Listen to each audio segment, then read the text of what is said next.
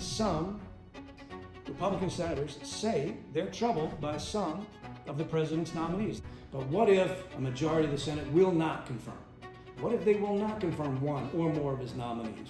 Is that it? Is the president out of luck? This is where the recess appointments power comes into play. If the vacancy happened during the recess, the president was permitted to fill that vacancy without senatorial consent. Some people say, through a little-known provision in the Constitution, the president has the power to adjourn the Congress anytime he wants. No president in United States history has ever tried to do that. If the president were to try to use that power, to rely on that clause to suspend the United States Congress without Congress's consent, well, straight down the middle is going to make a little prediction here. He could be triggering a constitutional crisis, one that he might lose.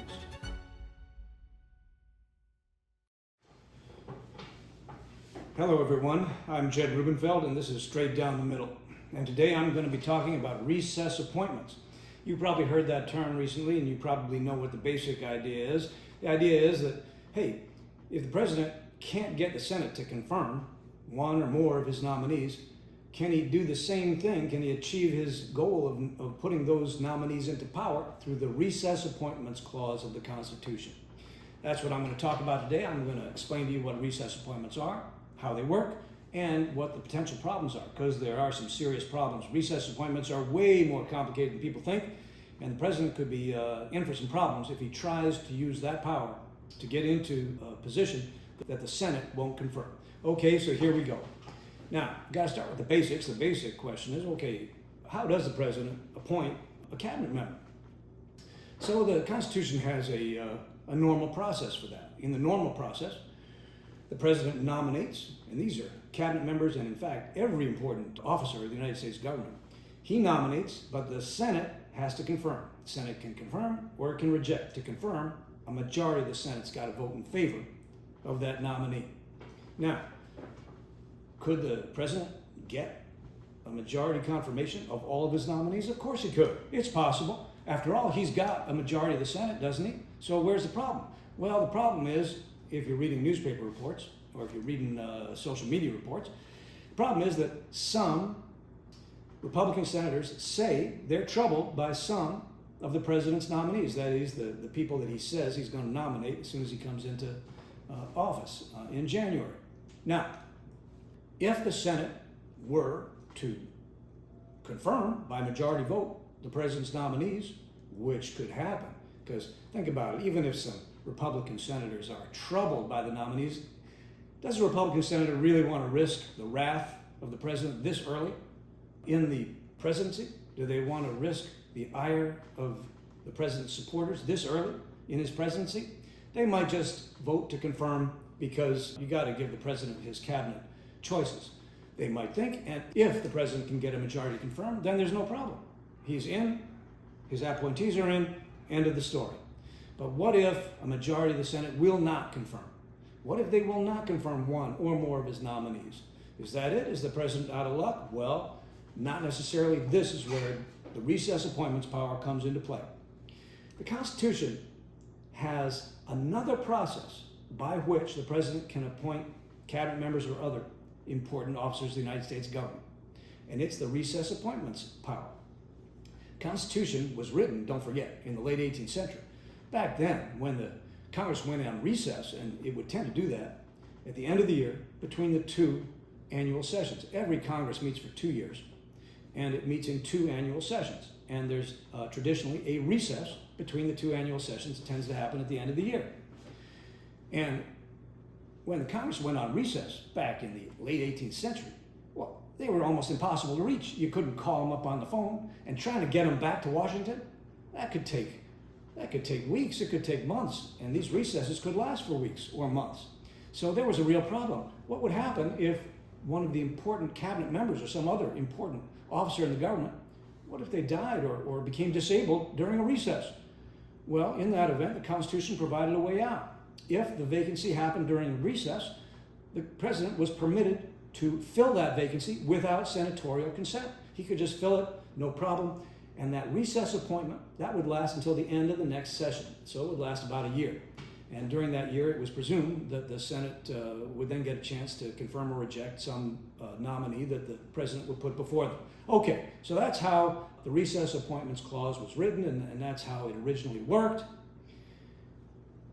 But some people are saying, hey, the president can get the Senate into recess right now or in early January or February if they're refusing to confirm one of his nominees, one or more of his nominees. They can get them into recess and make his appointments anyway. Well, can he do that? First question, how exactly does the Senate go into recess? Can the majority leader just bang a gavel and declare the Senate is in recess? Could the vice president, acting as president of the Senate, could he bang a gavel and declare the Senate is in recess? And the moment he does, the president come in and make his recess appointments? No, it's not so easy. It doesn't work that way at all. The United States Supreme Court held, back in 2014, that in order for an adjournment to count as a recess, it has to be at least longer than 3 days, and in most cases, longer than 10 days. Now that was a very important holding. Why? Because in another provision, the Constitution says that in case of any adjournment by the House or by the Senate, in case of any adjournment by the House or Senate of longer than 3 days, you got to get a majority vote in both houses, in both chambers. That is, if the Senate wants to go on recess for more than 3 days, you got to get a vote from the House and a majority vote from the Senate saying, yeah, okay, you can take that adjournment for more than 3 days. So that means that to go on recess, the president needs to get a majority vote from the Senate and also from the House. And there's the problem. Because if a majority is dead set against one of the president's nominees and refuses to confirm him, where are you going to get a majority to agree to go on recess in order to get around that opposition? The same senators who refuse to confirm the nominee, well, they're probably going to vote no to the recess. And if they vote no to the recess, there's not going to be a recess. You got to remember that if the Senate doesn't want to go on recess, it doesn't have to, and it's not going to. I mean, even if the Senate and House were to vote to take a 4-day holiday around President's Day weekend in February, and they go off for 4 days, well, guess what? The Senate can have one senator come back into the Capitol in Washington, come back into the Senate chambers, and bang the gavel and say the Senate is now back in session. And then a minute later, he can bang the gavel and say the Senate is now out of session and adjourned again. And guess what? That is sufficient to defeat a recess. Really? Can the Senate get around a recess through that device? Yes, it can, said the Supreme Court in 2014 in a case called NLRB versus Noel Canning, the first and only case in which the Supreme Court has ever interpreted the recess appointments clause. They said specifically, yep, that defeats a recess, and any recess appointments made during such a period, no good, they're unconstitutional. And in fact, the court struck down a couple of recess appointments made by President Obama for just that reason. Okay, so Supreme Court in that Canning case, which I will come back to, said, nope, if the Senate doesn't want to go on recess, it's not going on recess. So at that point, if the Senate won't vote for a recess, is the president out of luck? Not quite, according to some people. Some people say, through a little known provision in the Constitution, the president has the power to adjourn the Congress anytime he wants. And some of the president's advisors, we're told, are whispering in his ear, Mr. President, if the Senate won't go along with your cabinet nominees, you go ahead and exercise that power and dissolve the Congress, suspend the Congress, and go ahead and make your recess appointments anyway. Well, does the president actually have the power to adjourn the Congress without Congress's consent? No president in United States history has ever tried to do that. Well, Professor, you might say, no president's ever tried to do it, but does the Constitution give him that power? The Constitution gives the president the power to adjourn Congress, but it does so only in very limited circumstances. It does so when there is disagreement between the House and the Senate as to the time of an adjournment. That's when the president can adjourn Congress. Now, no case law has ever interpreted that clause because, like I said, no president's ever tried to adjourn the Congress without Congress's consent. But if you look at that clause, well, it looks on its face like it only applies when the House and Senate agree about whether to adjourn. They both want to adjourn, but they can't agree about the exact day of the adjournment or when to come back. They disagree about timing because, to repeat, the Constitution says the president has the power to adjourn the Congress in cases where the House and Senate disagree as to the timing of an adjournment. Well, that sure doesn't look to me like a generalized power on the president's part to adjourn the Congress anytime the president wants to. If the president were to try to use that power, to rely on that clause to suspend the United States Congress without Congress's consent, well, straight down the middle is going to make a little prediction here. He could be triggering a constitutional crisis, one that he might lose. And I'll make another prediction. If he were to do that and then try to make some recess appointments, the courts would strike them down. And let me tell you on what ground they might do so, because this problem could apply even if the president can get the Senate to go into a voluntary recess. Now, things are going to get a little complicated here, but I'm going to walk you through it step by step, so stay with me. Okay, so let's go back to 2014 when the Supreme Court decided that Noel Canning case that I referred to earlier. In that case, there was a concurrence written by Justice Scalia, but it was a 4-justice concurrence. Scalia wrote it, but it was joined by 3 other justices. And in that concurrence, Scalia made some very important points. Here's what he said. He said, first of all, what are you talking about? Where'd you get this idea that the president can exercise his recess appointments power during any old adjournment of Congress? No, said Scalia. When the Constitution refers in the recess appointments clause to the recess, it's referring to the intercession recess, the one at the end of the year between the 2 annual sessions of Congress. That was Scalia's first point.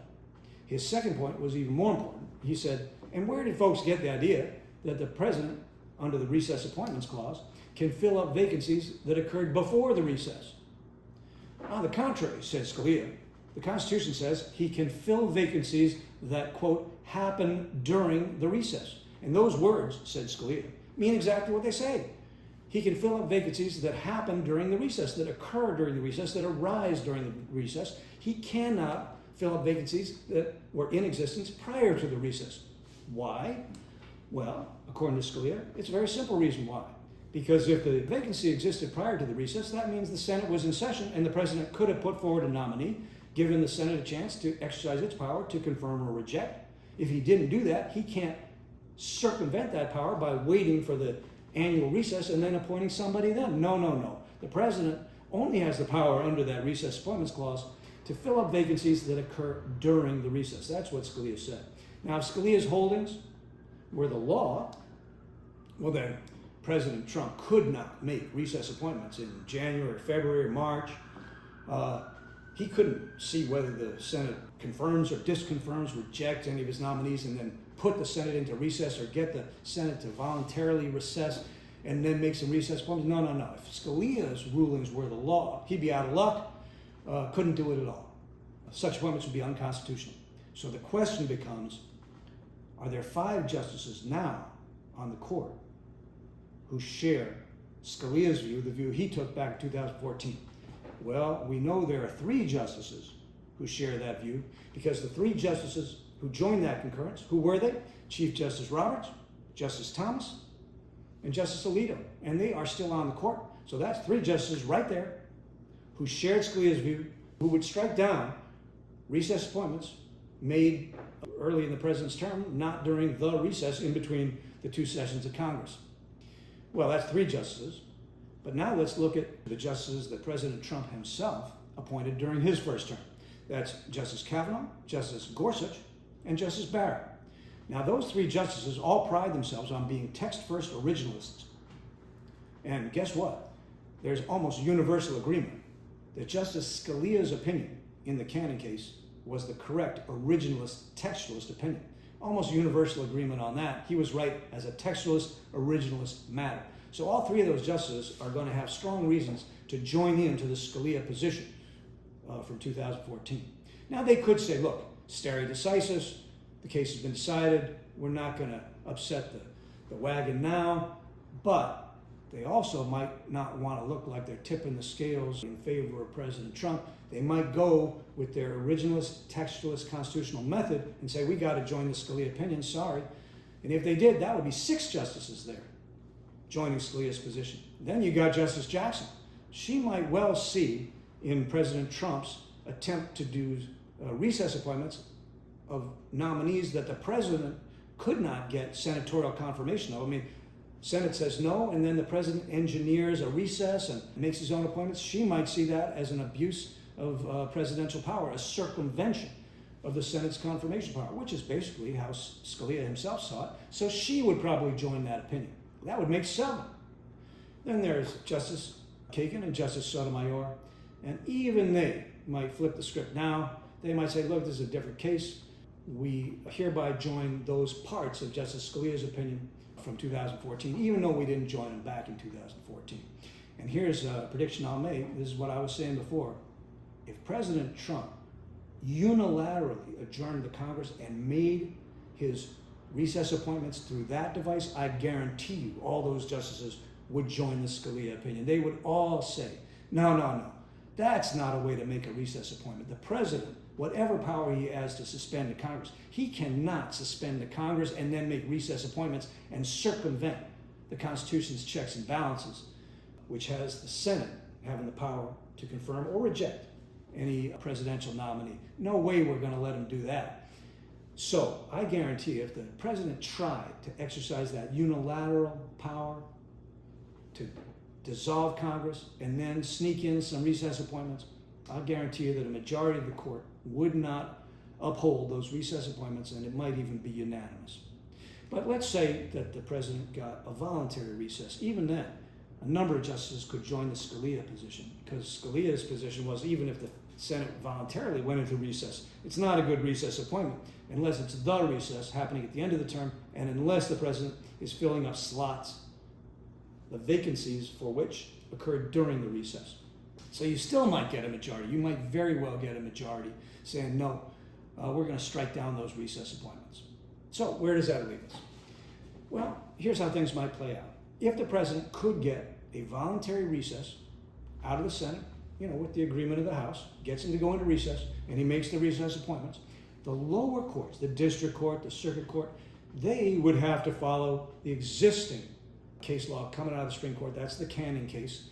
Because like I said, the Scalia concurrence was not the majority opinion. So the lower courts, they'd have to follow the majority opinion. And so they would probably uphold those recess appointments made by the president. And district court probably uphold, circuit court might well uphold, and that could buy the president some time. And guess what? From the president's perspective, that might be enough. That might be all he's looking for. But if and when those recess appointments reach the Supreme Court, and that could happen relatively quickly, straight down the middle says, President better be prepared to have the Supreme Court strike down those recess appointments and better have some plan ready in case that happens. Okay, that's all for today. Thanks for watching, and stay tuned for the next episode of Straight Down the Middle.